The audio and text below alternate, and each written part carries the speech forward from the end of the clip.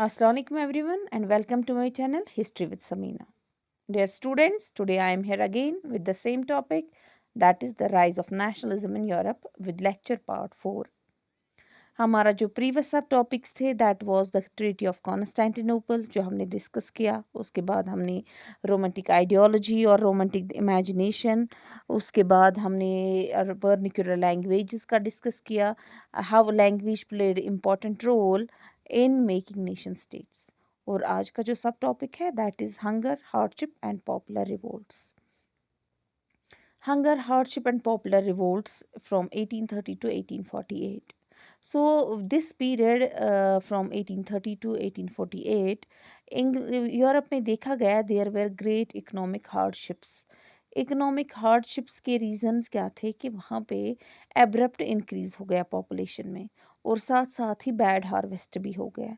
Bad harvest होने की वजह से जो फूड प्राइजेस है वो राइज हो गए, क्योंकि पॉपुलेशन भी ग्रो हो गई, पॉपुलेशन भी इंक्रीज़ हो गई। इंक्रीज़ पॉपुलेशन की वजह से फूड प्रोडक्ट जो है उनकी डिमांड भी बहुत ज़्यादा बढ़ गई।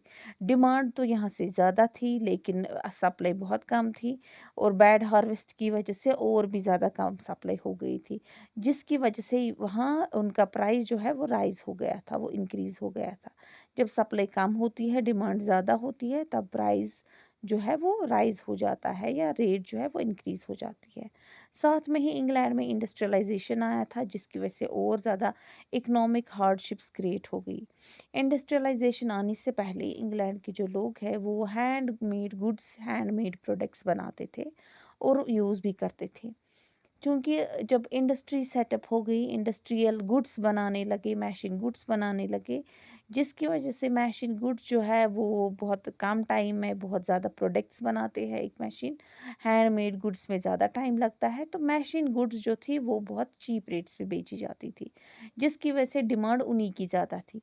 तो अब जो लोग हाथ से गुड्स को बनाते थे, हैंडमेड गुड्स बनाते थे, अब मशीन्स के आने की वजह से वो बेरोज़गार हो गए, अनएम्प्लॉयमेंट हो गई। तो ऑब्वियसली जब अनएम्प्लॉयमेंट क्रिएट हो गई तो इकोनॉमिक हार्डशिप लोगों ने फेस की।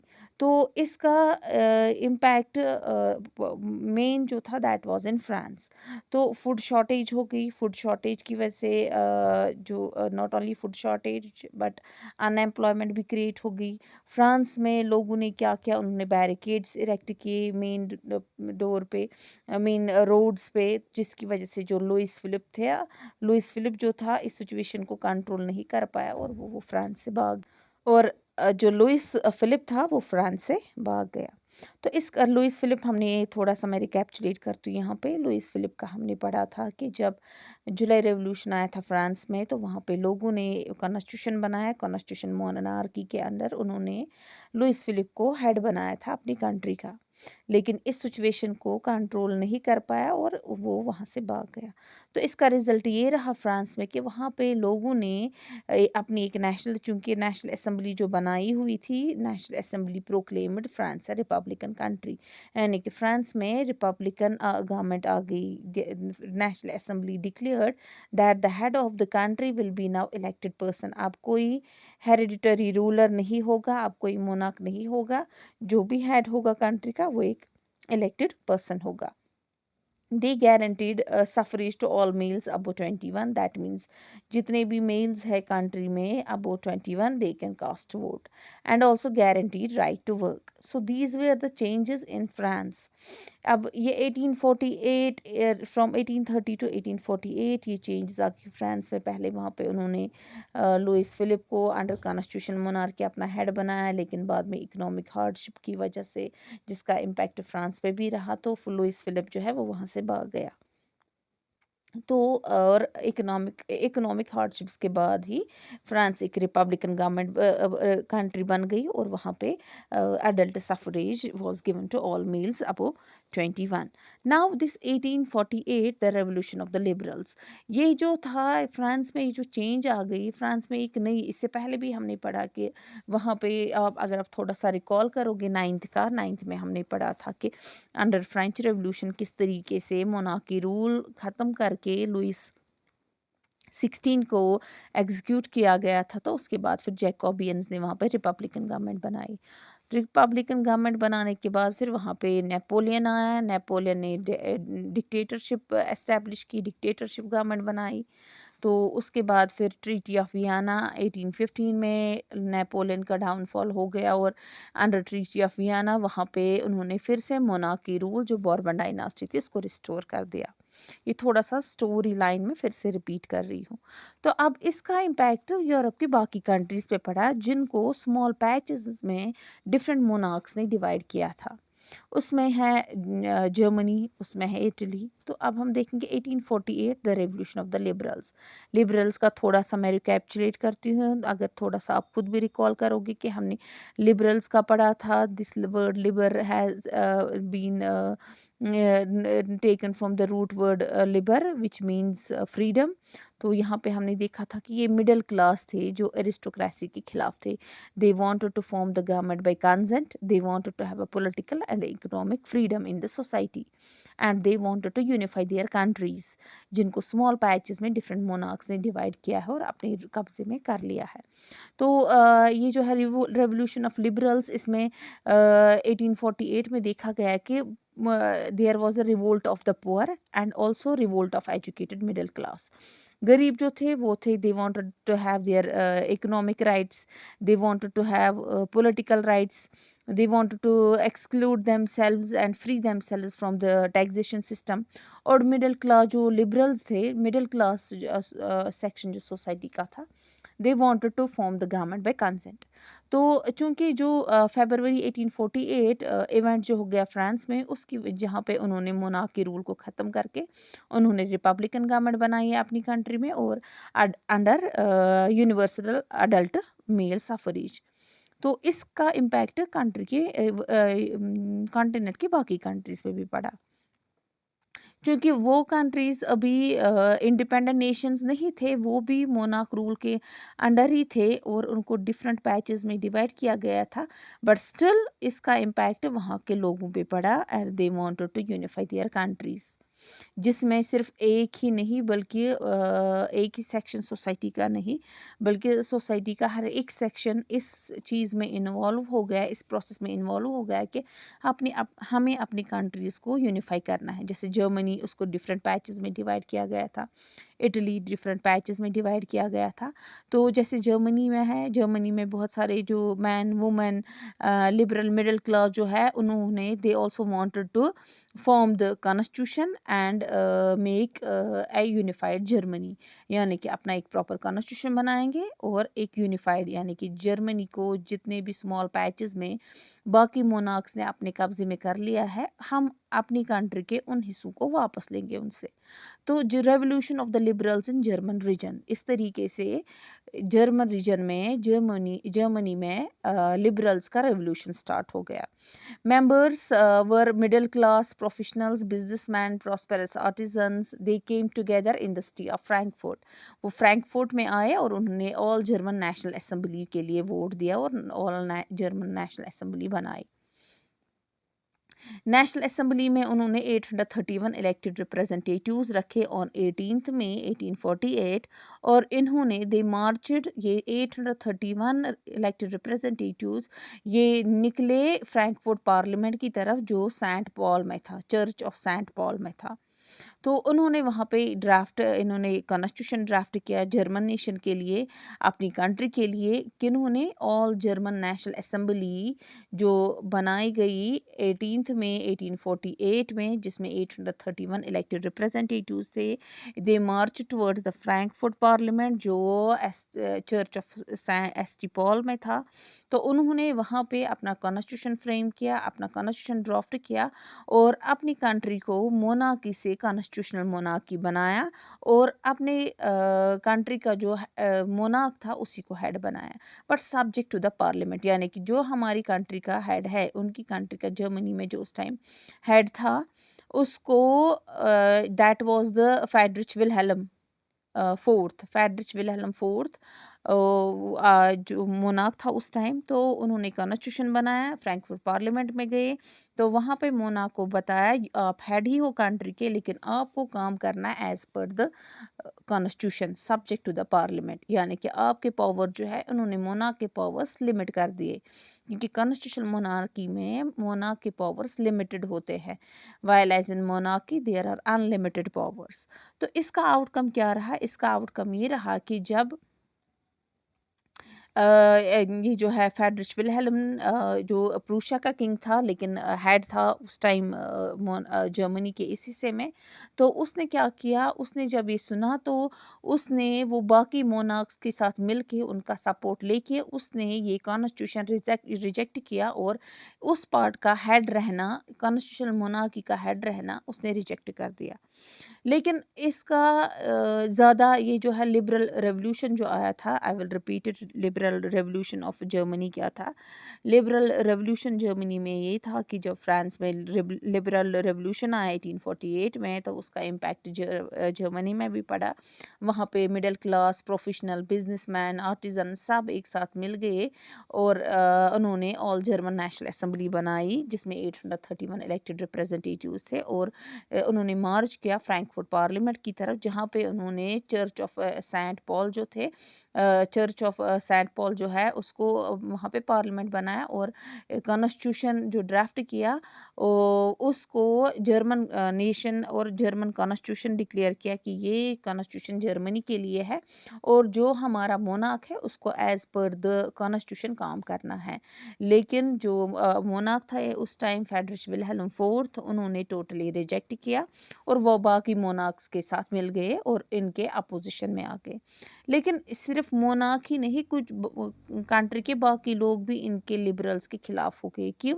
क्योंकि इन्होंने जो इसमें पुअर मिडिल क्लास, ये जो थे मिडिल क्लास सेक्शन सोसाइटी का, जर्मनी का, उन्होंने जो एक कॉन्स्टिट्यूशन बनाया, फ्रैंकफर्ट पार्लियामेंट बनाया, तो उसमें कुछ डिमांड्स थे वर्कर्स और आर्टिजन्स के, लेकिन इन्होंने वो टोटल ही इग्नोर कर दिए, जिसकी वजह से वर्कर्स और आर्टिजन्स का सपोर्ट इनको नहीं मिला, जिसकी वजह से मोनार्क ने बाद में ही called the troops and the assembly was forced to disband, जिसकी वजह से सब obviously united we stand and divided we fall.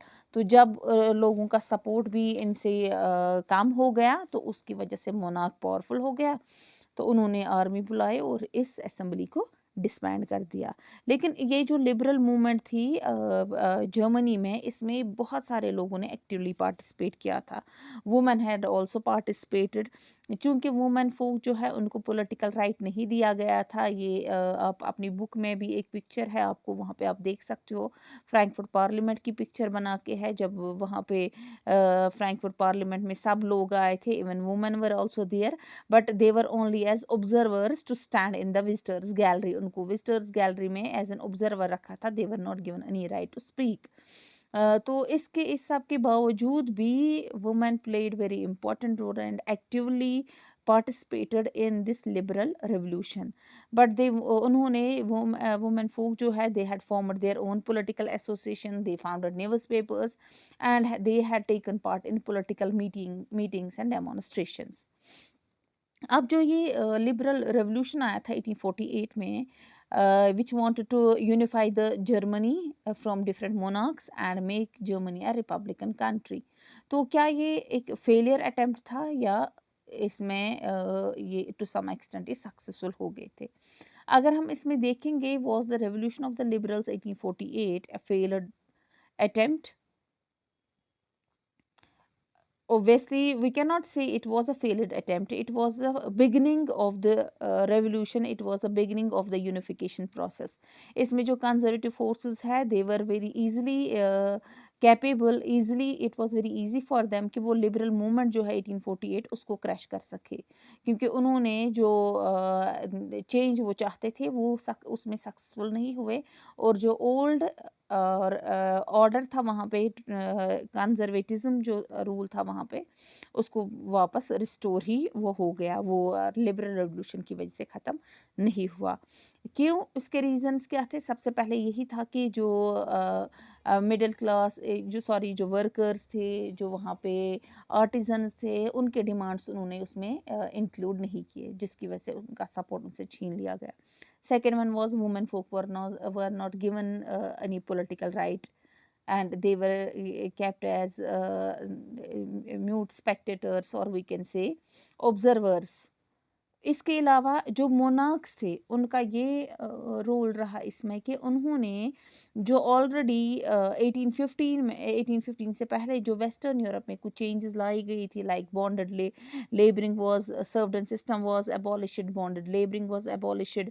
ये ऑलरेडी उन्होंने ये चेंजेस इंट्रोड्यूस की थी. सेंट्रल और ईस्टर्न यूरोप में भी उन्होंने ये चीज़ें, ऑटोक्रेटिक मोनार्क जो है उन्होंने वो चीज़ें इंट्रोड्यूस की जो फ्रांस में नेपोलियन ने इंट्रोड्यूस किया था. जैसे सर्वडन सिस्टम उसने ख़त्म किया, बॉन्ड लेबरिंग उसने ख़त्म किया, तो इन्होंने भी हैबिसबर्ग एम्पायर जो था, रशिया किंगडम जो था, उन्होंने भी अपने अपने जो किंगडम्स है, अपने अपने जो टेरिटरीज़ है वहाँ पे वो चीज़ें रखी थी और वो चेंजेस इंट्रोड्यूस की थी, जिसकी वजह से मतलब ज़्यादा सपोर्ट या ज़्यादा पॉपुलर ये लिबरल मूवमेंट या लिबरल रेवोल्यूशन नहीं हुआ. Now our next topic is about how this Germany got unified. ये जर्मनी कैसे यूनिफाई हो गई. Now the making of Germany and Italy as nation states. Germany और इटली को कैसे नेशन स्टेट्स बनाया गया, क्योंकि हमने पढ़ा कि लिबरल रेवोल्यूशन आया जर्मनी में, फ्रैंकफर्ट पार्लियामेंट बनाया गया. फ्रैंकफर्ट पार्लियामेंट के बाद जो फ्रेडरिश विल्हेल्म थे, he didn't accept the constitution, बाकी मोनार्क्स के साथ मिलके उन्होंने लिबरल रेवोल्यूशन जो है उसको क्रश किया. तो लिबरल रेवोल्यूशन को क्रैश करने के बाद सिर्फ वही नहीं बल्कि बाकी जो वर्कर्स थे, आर्टिजन्स थे, उनका भी सपोर्ट लिबरल रेवोल्यूशंस को नहीं मिला. Now these liberal middle class Germans, they wanted to or try to unite the different regions of the Germany, ताकि वो जर्मनी को एक नेशन स्टेट बनाए और एक ही इलेक्टेड पार्लियामेंट उस पर गवर्न करे. उसका आउटकम ये रहा कि जो लिबरल इनिशिएटिव था नेशन बिल्डिंग का, वो सप्रेस हो गया कंबाइंड फोर्सेस की वजह से, जिसमें मोनार्क्स थे, मिलिट्री सपोर्ट था और लार्ज लैंड ओनर्स जो थे प्रुशिया के, जिनको जंकर्स भी बोलते थे. और जो ये फेल्ड अटेम्प्ट रहा लिबरल रेवोल्यूशंस का इसमें जर्मनी को यूनिफाई करने में, इसको आगे फिर खुद प्रूशिया के लीडर, अंडर प्रूशियन लीडरशिप, इसको एक यूनिफाइड कंट्री बनाया गया. कैसे? जो chief minister Otto von Bismarck, chief minister जो थे वहाँ के, जिनका नाम था Otto von Bismarck, he is called और considered the architect of this process. German unification process के वो आर्किटेक्ट माने जाते हैं. Chief Minister Ottoman Bismarck, he fought 3 wars over 7 years with Austria, Denmark and France and ended in Prussia victory. यानी कि उन्होंने ही जीता, प्रूशिया ने ही जीता, और इस तरीके से उन्होंने ये जो यूनिफिकेशन ऑफ जर्मनी है वो कंप्लीट कर दी. जैन 1871 में प्रूशिया किंग जो Wilhelm first, Friedrich Wilhelm first जो थे, उन्होंने he was proclaimed as German emperor. उनको जर्मनी का एम्परर बना दिया गया, हेड बना दिया गया एक सेरेमनी में जो वर्सलीज में हुई थी. वर्सली जर्मनी में ही एक जगह है. और उसके बाद जो नेशन बिल्डिंग प्रोसेस है जर्मनी की, वो आगे भी बढ़ गई. नए नए स्टेट्स जो जर्मनी के एरियाज थे वो इंक्लूड किए गए. वहाँ पे कंट्री को मॉडर्नाइज और मॉडर्न लाइन पे चलाने के लिए एक प्रॉपर प्लान और एम्फेसिस किया गया. इसके अलावा currency, banking, legal and judicial system Germany का जो है उसको नए से देखा गया. और जो प्रूशिया के मेजर्स और प्रैक्टिसेस थे वो that became model for the rest of the Germany. Germany के लिए वो एक मॉडल बन गया और जर्मनी वही चीज़ें आहिस्ता आहिस्ता से अडॉप्ट करने लगी और एक यूनिफाइड कंट्री, नेशन स्टेट बन गई. Now another one is the unification of Italy. Italy का यूनिफिकेशन कैसे हुआ?